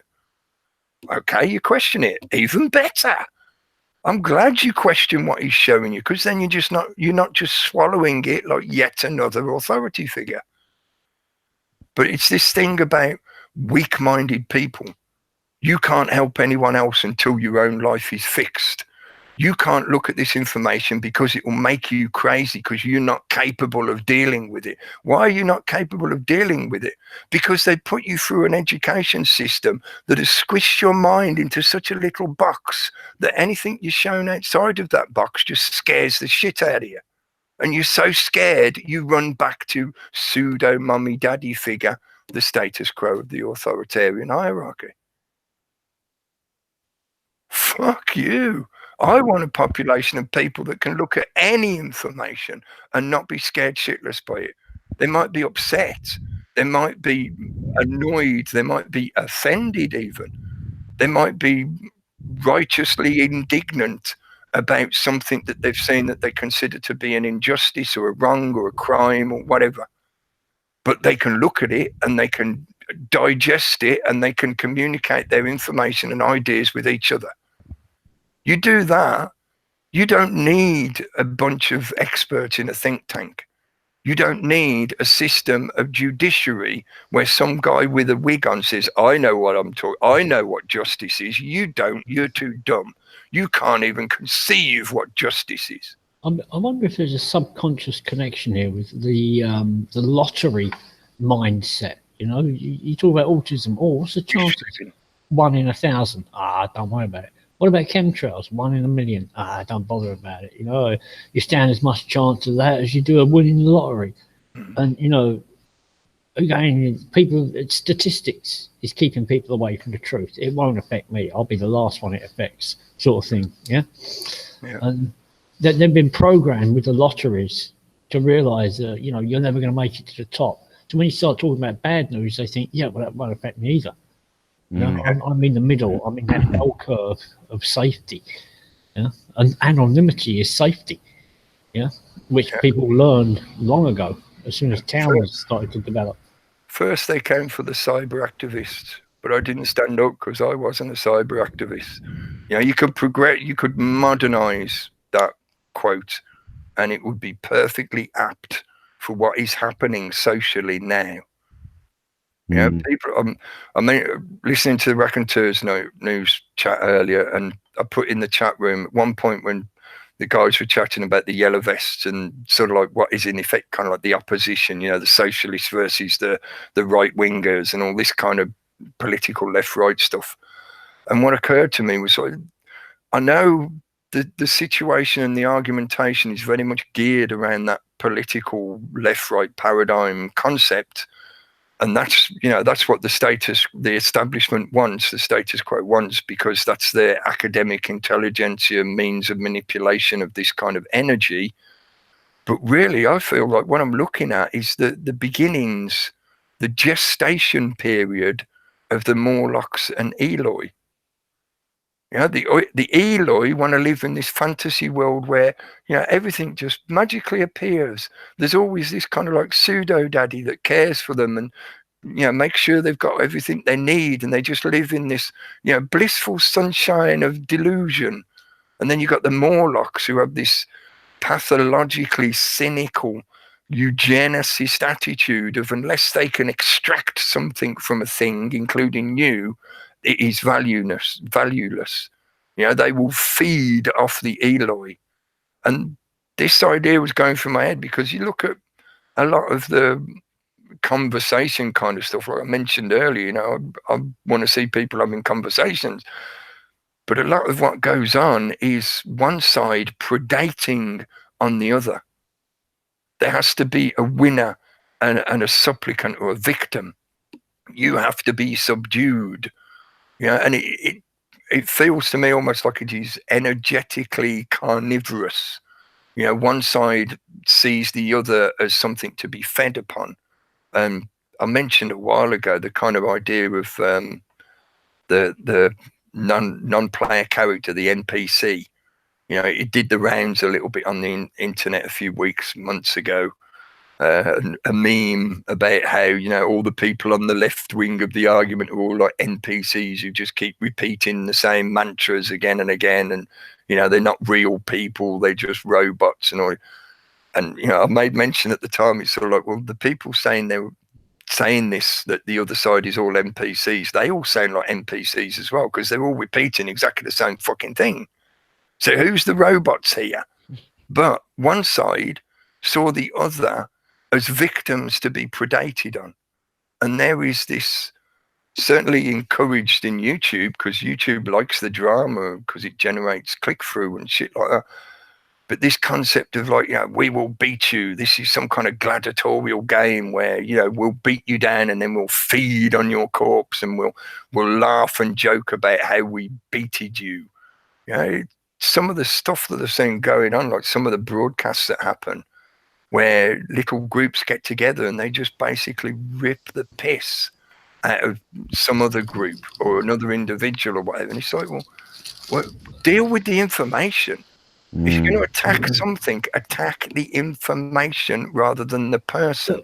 Because let me just say, if this is something where you're claiming somebody's spreading misinformation and that's harmful, therefore it needs to be dealt with, you attack the information, not the person. Because if you attack the person, you take that one person down, it doesn't remove the misinformation.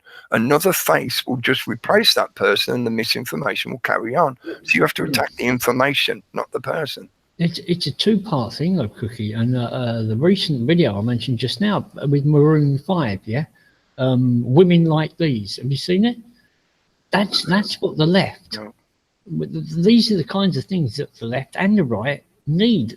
I watched this Maroon thing. I thought, what if I liked Ellen DeGeneres and Cardi B and Maroon 5 and all these Democrat people? What if I felt that they were my gang? And this is what they need. They need the people at the top of the left. And there might be a group, and sometimes some of them are attacked and fall, but for the most part, that's what they're supporting. This group of celebrities that represent the Democrats, not necessarily Clinton even. I mean, she can go, but Maroon 5 is still there. So is Cardi B, so is Ellen DeGeneres and all the others. And then you've got the people like Jordan Peterson on the right.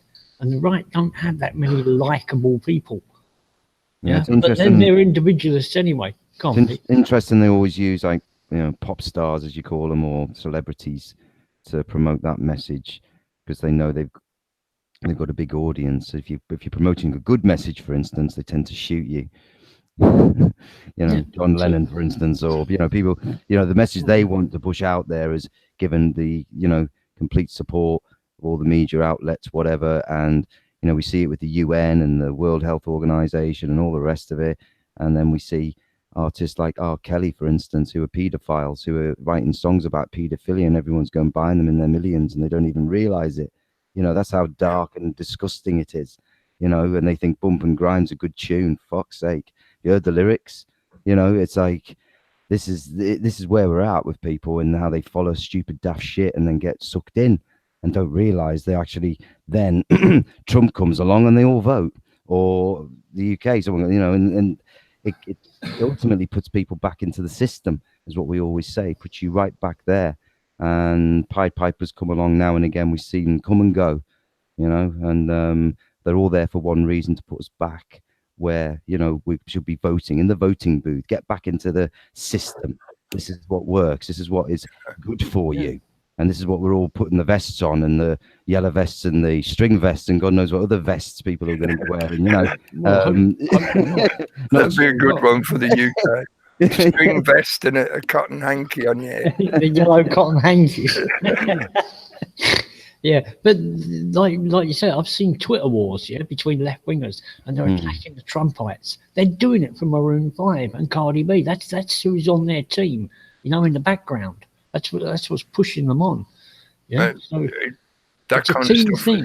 It just makes me think of that kind of celebrity demographic in the Hunger Games. I think sometimes we are already at that kind of stage where that celebrity demographic is slowly sort of merging with the political demographic. So now for most of the population, there's not really much difference between a politician and a pop star. A pop star will talk about political stuff. A politician might pick up a guitar and play a tune. And the two have sort of merged the ground together. Yeah, so you end up with idiots like Kanye supporting Trump, which is just, and he's right in the middle of the Democrat camp, isn't he? Which just creates controversy untold of. Yeah, the Kardashians, and Kardashians are friends with what's her name, Marina Abramovich. Yeah. But Kanye, he's trying to rebel against that and turn towards Trump. It just makes for a circus, We are seeing it. That's the point. We're seeing this now, and that's that rising, I think, and people are beginning to question all these crazy agendas that they can see. Now, I'm glad you said that, because it reminded me that I didn't conclude one of the things that I said I was going to come back to. the strange, stretchy, it's not quite a non sequitur, but I'm sure some people will argue it is. But what I was saying earlier about the pangolin and how it connects back to now, other than it just being on the cover there, it was this time period of the Enlightenment and the beginnings of the Renaissance, the lead up to the Revolution, and that seems to be what they're trying to bring back again now. It's something that Peter mentioned to me just before we started broadcasting tonight, which hadn't occurred to me, but makes perfect sense and fits in, correlates really well with the idea, is adding to that consideration that the sun is doing what looks like its 400-year cycle as we're approaching what will potentially be a grand minima, which means it might connect into a bigger cycle as well, but it's pretty certain that it's following a 400-year cycle at the moment. And that matches, again, the timing approximately at the beginnings of the Enlightenment, the Renaissance, etc., and the major changes that took place in Europe that then had influence across the rest of the world.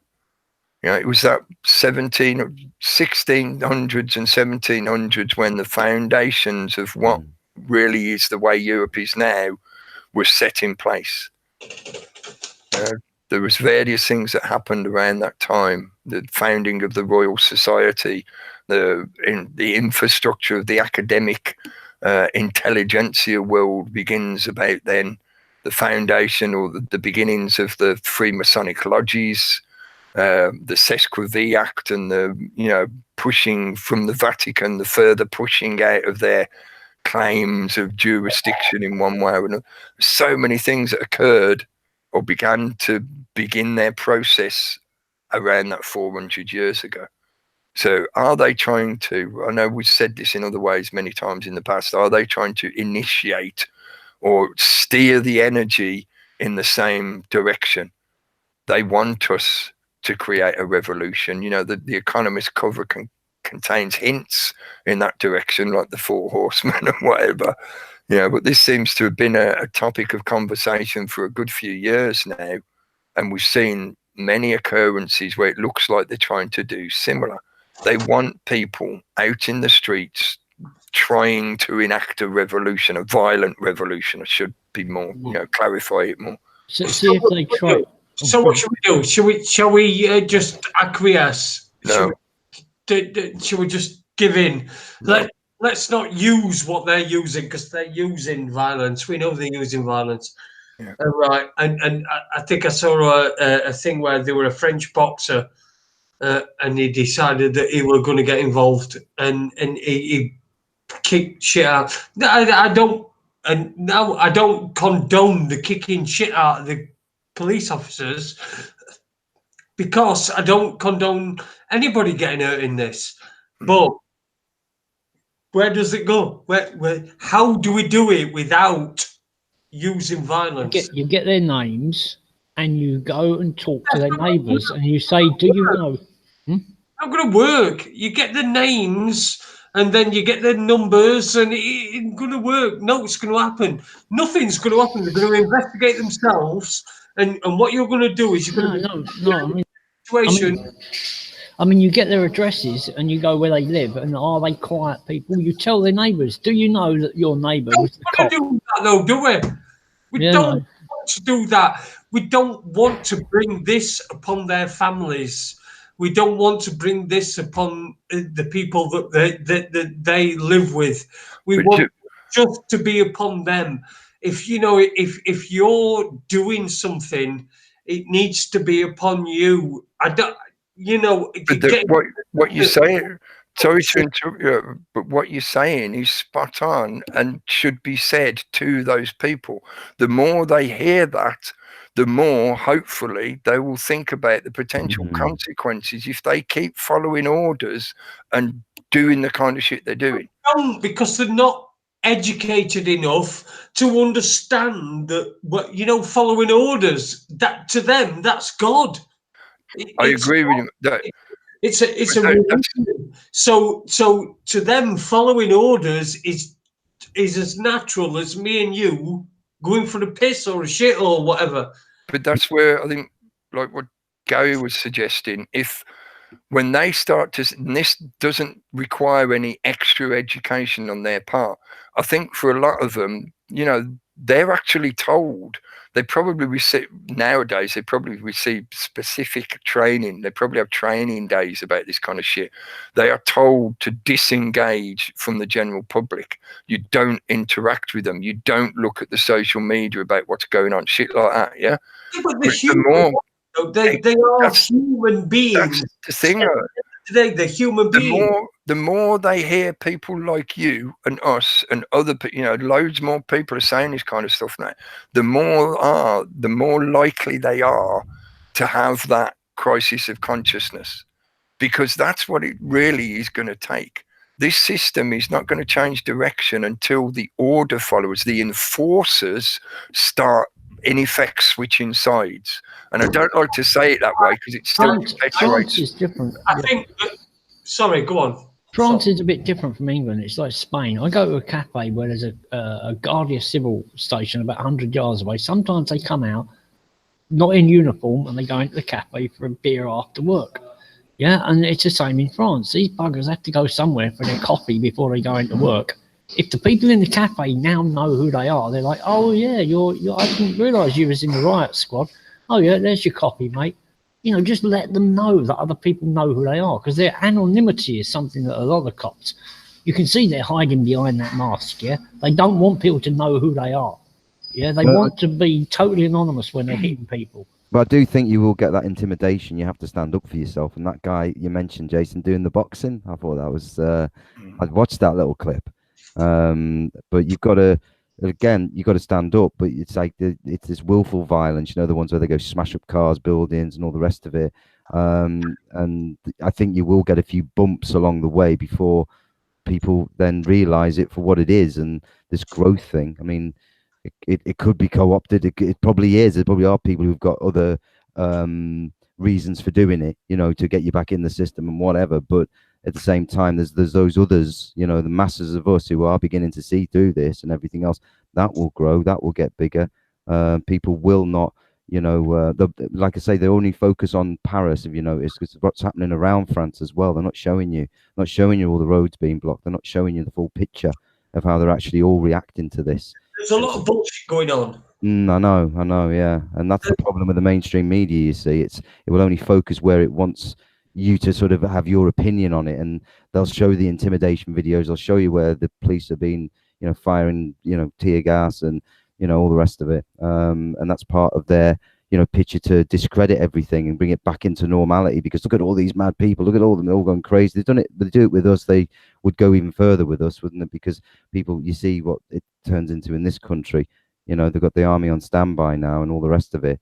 You know, they would, you know, then they wouldn't let us do that, would they? Or just peaceful, they'd want to provoke it. Agent Cocker, you know.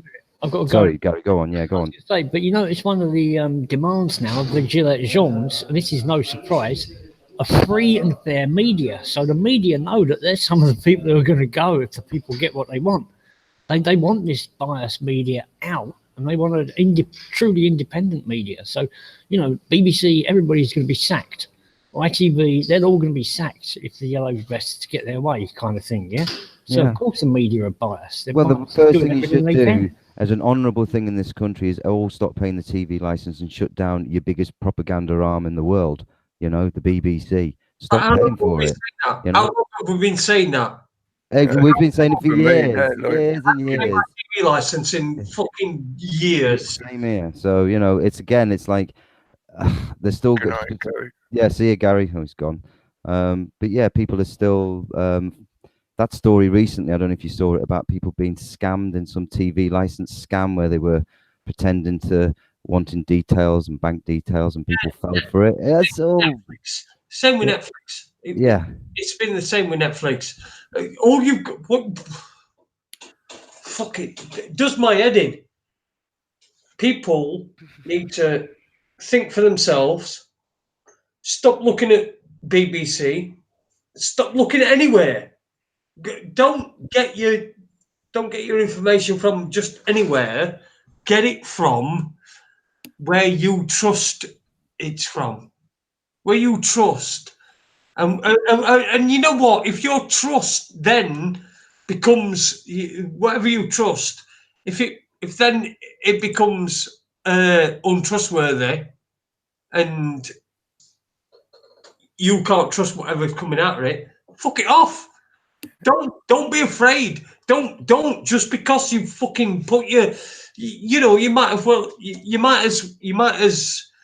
well have just shared something on Facebook that were from a certain media outlet, and you've shared it out here. You find out it's wrong, just all right, leave it. Admit that it's wrong. Yeah. But nobody will. Nobody will. Nobody will. Nobody will admit that. And then you're dealing with the ego, aren't you? You're going, to people's egos, and people don't like being made to look silly or foolish, or they've done something wrong, and that's just, what people are like. So you got to get above that one as well. So that is a good example as well as I was talking about earlier. Both and, not either or, and some of the stuff that Steve mentioned on his show. Do you do that? If you do that, you're then providing an example for others. Yeah, you don't have to force them to do it. Really, if you're having to force them, then they don't really learn the lesson. To me, this is the same as talking about government. A big reason, probably the major reason why we have government in the first place, is because the majority of the population has been convinced that we need them. That's it. Yeah, just like any belief system, it's a system based on belief, trust, because that's what belief is. You have a trust that something will happen the way you expect. Yeah, the contract will be fulfilled or whatever. So yeah, definitely. Yeah, and it's just like Kendo's just put an interesting comment, and then forced consent by coactus under duress not valid.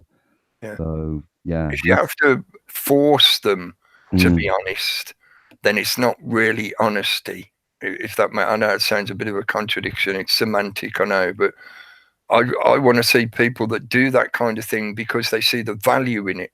I've used the phrase before. I've packed it into, like I used to do with my titles. I call it the joy of wrong. Not that you have joy doing things that are wrong, but those moments when you realize you've been wrong about something and you find out new information that corrects you or helps you learn from the process, that should give you joy that you bettered yourself, in effect. Yeah? And that should be what everybody aspires to. Hopefully, yeah. And I know I'm quite happy to say that's a utopian ideal or whatever, but I'd rather move towards that than give up on it. I'd rather somebody tell me I was wrong, and then I can look and say, and they say, this is, you're wrong, and this is why you're wrong, and I'll look at it, and if I'm wrong, I'm wrong. Or most of the time it's like, oh, you didn't tell me that bit, isn't it? Or you didn't know, because they've kept something hidden. It's like history, isn't it? When you do history in school, they don't tell you the full, story. People get, I know you mentioned ego, which is certainly applicable in the sense of people can't admit when they've been wrong. I tried to develop or work on the habit that if I post something online, or if I put a video up that's got something in it that's wrong, I'll put out a correction or whatever, or I'll say that I was wrong with the last thing that I did or the last thing that I put out, but I don't take the thing that's wrong, I don't take it down. Yeah, so there's some of my videos that are on there. I know there's bits where I've got something wrong or I've got something back to front or misinterpreted, but I'm not taking them down because they're there as evidence of proof of like, look, people, yeah, I got that bit wrong there, but you can see in that episode where I said, hey, that thing I said the other week, I was wrong about. Yeah. And that's the ego element. But the ego element also comes in, like Webby mentioned earlier about the chemtrail thing, yeah? If somebody else finds out that they've been fooled or got something mistaken, they can't ever come to the person who tells them that they're mistaken and say, oh, that thing you told me about, you were right, I was wrong. Yeah, the amount of times where, in a similar way to the example he was using, somebody's come out in the mainstream press and I've shown the articles to somebody who used to tell me that I was wrong about this shit. And I've gone, there you go. There's the official truth of it now. Now do you believe it? And they're like, you never get an apology. You never get a, oh, right, okay, now I see what you're saying. Right, okay, let's move on from there. No, you get this egotistical defensive reaction. And I'm not excluding myself from that. I think we all do that, but trying to work towards being better means we have to get past that shit. And the yellow vests asking for a free and fair media is basically saying the same thing. That free and fair media began to grow organically on the internet since the beginnings of the internet. And when I mentioned right early on about the way they have appropriated certain parts of certain conversations, that is exactly what I was describing. If you'd left the internet alone, I say if they'd left the internet alone, a wishful thought.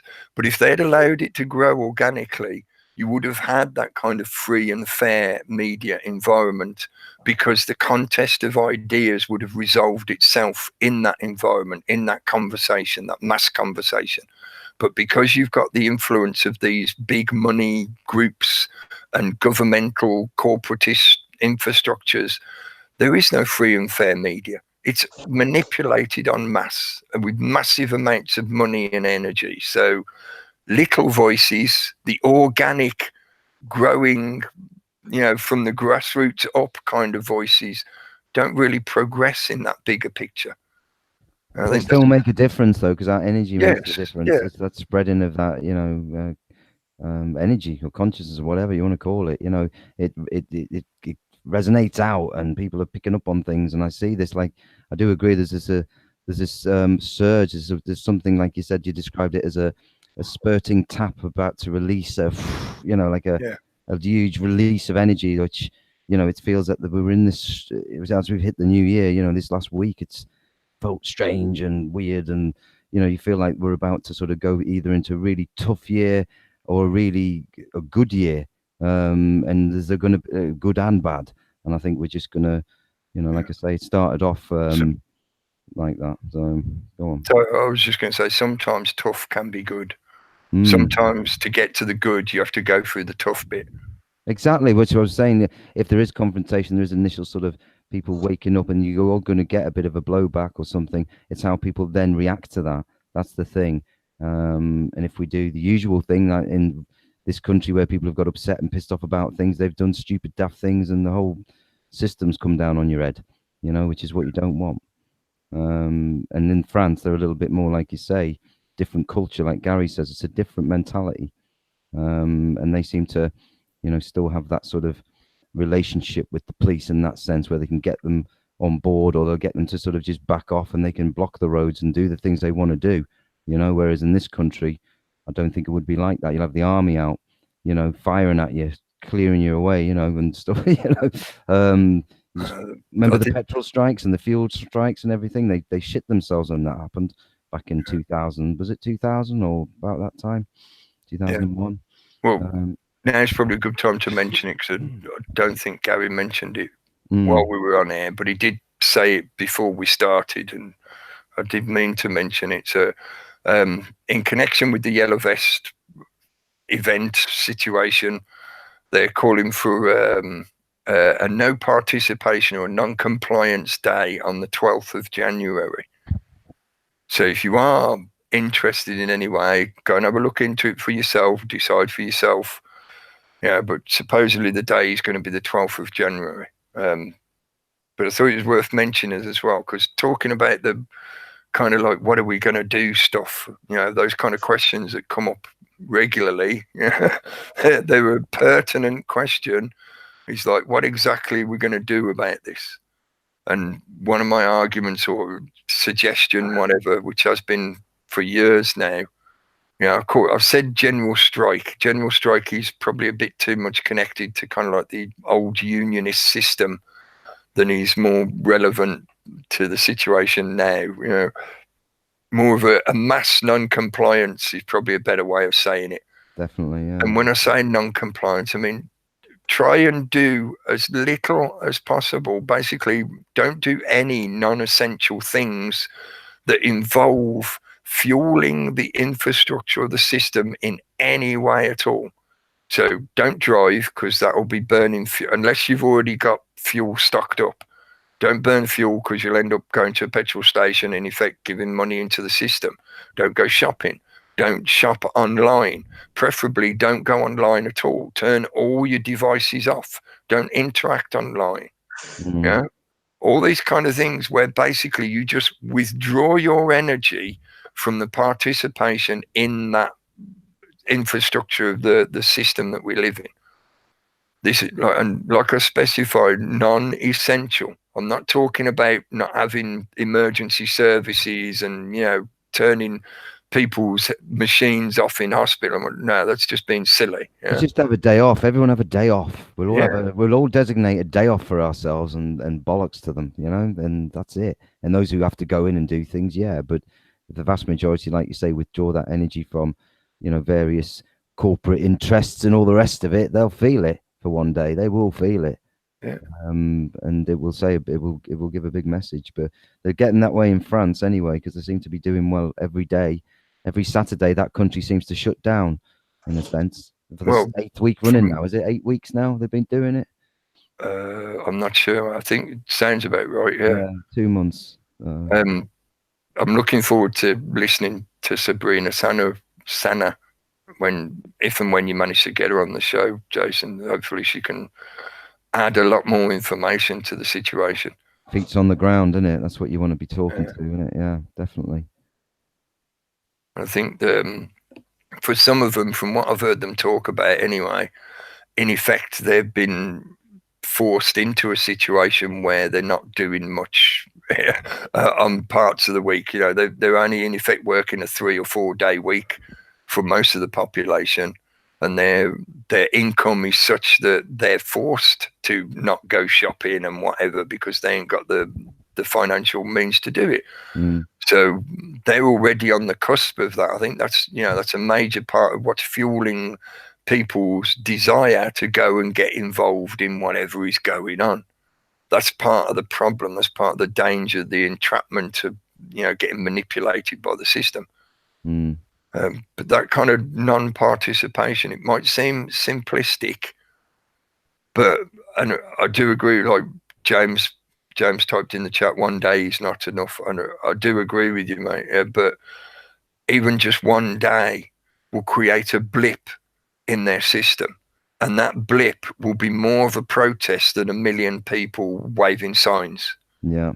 I'm not saying that there shouldn't be loads of people waving signs and whatever, but you really want to give these people a kick to make them take notice. You've got to kick them in the wallet. Yeah. Kick them in the bollocks and the largest part of that pyramid demographic, the upper part of the pyramid, the controllers, the very top, there's only a small number of people. The biggest part of that are people who are all motivated by wealth. Yeah. Because they're not quite high enough up to be able to print their own money. So instead, they utilize the financial system that's been created for all of us, and that's what drives them. So you kick them in the wallet, they take notice. Yeah, definitely. Like the bankers, yeah. That's another point that you could start at, but I think really it's better the way it's been growing, in the sense of you can't just target one thing. Although I do agree with the argument that, pick a problem and focus people on one problem to get some kind of redress or solution. But I think that there is so much now, and it is so across the board. You can't just address one problem. Say again. I'm saying that's not quite what's happening. We're getting people protesting against immigration. We're getting people protesting against all sorts of different things. And what we need is a centralized protest movement for everybody. Like a unifying banner.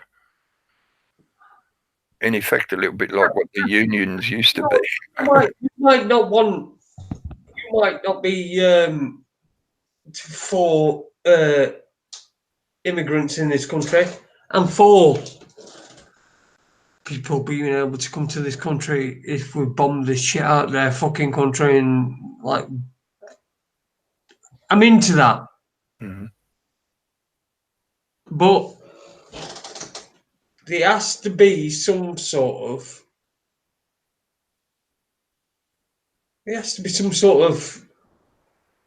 cap on that. There has to be some sort of I don't know. There would be, well, for me, from my point of view, there'd have to be exclusions. Like, I would not want to join in with something where they say, okay, we want all amnesty for all paedophiles and we want the age of consent. That's a different thing, in it. I mean, nobody's from the point of view of including everything that people want to protest about. Yeah. No, bollocks. I don't think there's anyone that wants to protest about fucking paedophiles and wants to protest that the age of consent is too low. I don't think anybody wants to protest about that. You'd be surprised. Huh? You ever heard of NAMBLA? Yes, but they're very, very small groups, aren't they? And it's the like paedophile information exchange. Yeah, Pi, yeah. Mm. Yeah. It's a very, very, very small group. Yeah, I'm just talking from the point of view, as you were saying, your inclusion of what people are protesting about at some point is going to have some kind of boundary. Yeah, you don't want to include somebody who's protesting for the age of consent to be lowered. You know, that's what I'm agreeing with you on there. At some point, people are going to have to decide what exactly is it you are protesting about? What are you including? Yeah, if you want to just protest about one thing, that's up to you. You can do that.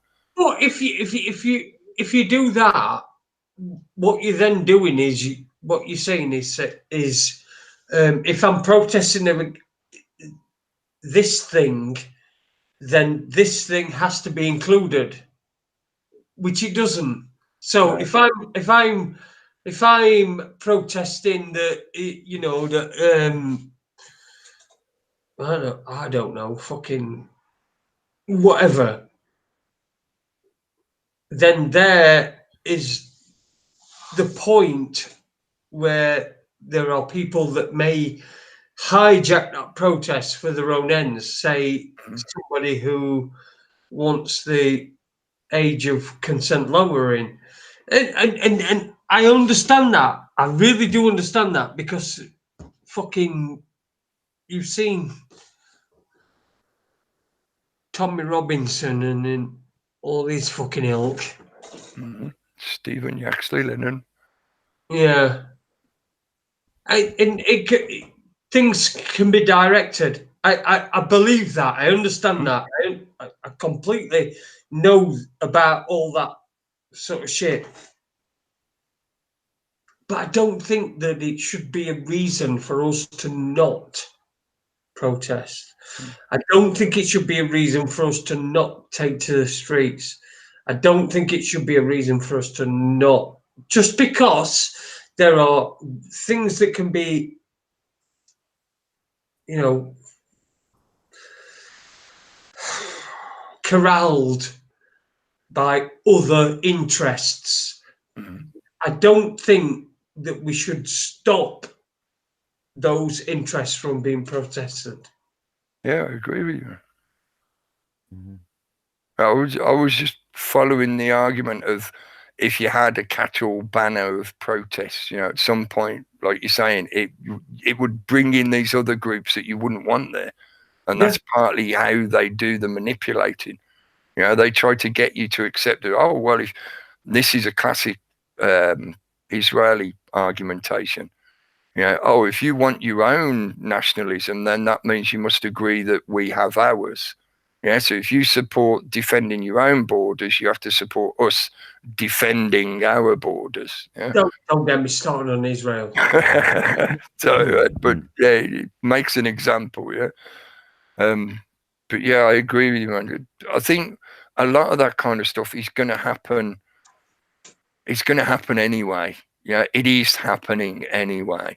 A lot of the people who are out in the streets in France and other places, it's not just in France anymore. The idea, the concept is spreading. That could be natural, it could be manipulated. But there are plenty of people who are getting out there and they have different things that they're concerned about. And there's only a handful of things that they all agree on, in the sense of, you know, they all say that's one of our concerns. They have a consensus, I suppose is the word I was looking for. They have a consensus on some of the things they're protesting about. But there is this spreading out of the argument. And that's probably some of what's going to happen in the near future. You'll start seeing weirdness pop up that's claiming to be a yellow vest protest, and it's actually trying to do something that would not be beneficial in the long run.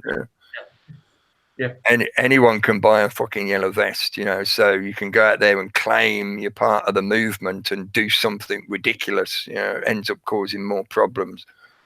But that's the way a lot of this shit often goes. And that's why I feel it's worth talking about this stuff and bringing up these questions, because I agree that people do need to get involved. From my own point of view, I don't think that necessarily means protest as we've commonly done it. There are different ways to protest or to make whoever it is pay attention and think about what they're doing, and some of that can be non-compliance. How do you clarify and sort of, you know, if you got the, let's just say they were a protest, and it was that nobody was going to buy anything in France for 2 days. How do you clarify that? How do you get that? How do you get that? How do you get that to actually happen? You know, that's the thing I'm talking about, is how do you get that to actually happen? It's easy to talk about it. How do you get it to happen? That's up to the people to participate. Of course, it's up to the people. Yeah, so you can't force them to participate. So therefore, all you can do is keep telling them about the idea. I know it sounds fucking annoying and frustrating, but your only other choice is to force them to participate. And my direction, my way of approaching this stuff is you can't force people to do this shit. That's part of the problem that is perpetuated by the system. The use of force to make people do things that either they don't want to do or is not good for them. The use of force. Mm-hmm. I mean, just how do you get people to participate in anything? How did you choose? Because there's nobody forcing you to. That's why I'm asking you, Guy. No, but that's why I'm just using Socratic method, yeah, to ask you to ask yourself, how did you get to this point now where you're participating? Yeah, we are in effect protesting. What we're doing with the stuff that we broadcast is part of the protest. Yeah, it might not be connected to anyone particular, like the yellow vest or whatever, but what we do is in effect online activism protest. So what brought you to this point where you chose to be doing this kind of stuff? Well, I didn't really get into doing this sort of stuff, but I do think that the people are innately they are they have like a feeling of what's right and what's wrong and what's gone on and what's done and what's shit and what's not. See, it's like the Brexit deal. Brexit deal's a big pile of shit. It's just a big pile of shit. If someone put it in front of you, You just got just a big pile of shit. That's why they call it Brexit. But Exactly. so anyway, guys, I'm gonna have to do one, you know, because it's gone 11. And I'm I'm gonna have to either go soon, or I don't know how long you're gonna go on for. You're gonna have a bit longer. And No, I'll I get will off. wind it up in a minute. Okie doke. All right. If you want to hang around, I'll hang about for a couple of minutes then. All right. But that's all the reason I was asking you. It's because, you know, you ask how do you get other people to do it? It's a matter of them making the choice for themselves. And often, unfortunately, most people don't start making those choices until bad shit starts happening to them. And then they feel like, you know, who's helping me? They start looking, they see all this stuff going on, and they choose to get involved and participate. Some people do it just, they feel they want to be involved. They want to help others, or they want to change things or whatever. But for me, my attitude is I just keep talking about these ideas until other people start cutting on. I'm not waiting for the mass to come and save me. I'm not waiting and saying, like, oh, I'm not going to do anything until everybody else joins in. I'm doing my own things. Yeah. But I don't spend all my channel and my time online talking about the things I'm doing, because that's not what I'm doing with this channel. Yeah. I don't broadcast all the stuff I'm doing. Some of the things aren't worth putting online, whatever. But my point being is I talk about this stuff so that hopefully the information spreads, the message spreads, the ideas spread. More people that start doing it for themselves, that start their own awakening process and start working through this stuff and figuring things out for themselves and blah, blah, blah. I want to see a population who are all warriors. I know people sometimes trip over the kind of terminology and concept or whatever, but a warrior can stand on their own. A warrior does not need a king to tell them what to do. A warrior can tell the difference between good and bad, right and wrong. A warrior is there to protect not only themselves, but whoever is with them, the family, their friends, whatever. From that point of view, if everybody's a warrior, you don't need government, you don't need the enforcers, you don't get the bullshit that comes with the corruption and the greed and the blah, blah, blah, yeah? And like I've said many times, I know it can be seemingly a utopian ideal, but I would rather sail towards a utopia and never find it, but gain many benefits in that process of trying to get there. If we get one degree away from utopia, we would live in a fucking fantastic world. So why does everybody just instantly go, oh no, that's utopian, mate, forget it? Nah, fuck you, you forget it. I'll carry on sailing that way. Mm-hmm. Yeah, so, you know, hopefully maybe, you know, that helps people. That's what I thought it was worth asking, worth talking about that. Because at the moment, that is probably one of the biggest questions. What do you do? How do you stop them doing this shit? How do you even protest against them? There's lots of people out there, and there's a lot of creative ideas of how to do protest. You know, the kind of activism like the fracking protesters do, the lock-ons and stuff like that, which I think you guys mentioned on your show. You know, stuff like that, non-compliance, petitioning. There's loads of different things you can be doing. If you, and shout out to Debbie Lost Horizon, she said this in Steve's chat on Saturday, you know, if you can figure out, you find yourself and you work on yourself, you figure out what your passion is. You know, we had a sort of little mini conversation about this kind of thing in the chat. You find out what your passion is and you work with that passion. So if you're really good, you enjoy working with animals, then you go and do something like helping at a rescue center. It might sound inconsequential when people talk about changing the world and all that kind of shit, but it's not when you start adding it up on scale. If everybody made those kind of choices to try and add to creation rather than just taking from, then we'll be getting closer towards that utopia. Yeah. Anyway, it's been a great conversation. Thanks for joining in. I'm sorry I didn't see your invite until we were near enough starting. But, you know, I'll always send you an invite if you want one. You're always welcome. And Webby as well is welcome. Well, I did ask whether he were for a Yeah, poo. that's cool, man. But I haven't said it for a while. You know, the people who talk about holographic universe and whatever, it's like, you try telling your poo that it's holographic.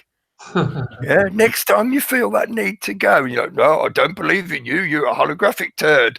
I'm not going to the toilet. I'm just going to sit here. You see how long that lasts. Anyway, thanks for joining in, guys. Please check out Reality Chat. Will be on again Wednesday. Check out Raconteur's News. You'll be on again tomorrow night, Tuesday night. Steve will be on Saturday. And I think that's all the broadcasts I'm aware of right at this minute. But there's lots of other good stuff out there, and don't feel you're stuck, you're restricted. You move around as you wish. Listen to what you want to listen to and don't to what you don't. Thanks for giving us your attention, folks. Thanks again for the donations, and we will chat with you again soon. Good night, folks. Good night. Click the button. Cut, choose.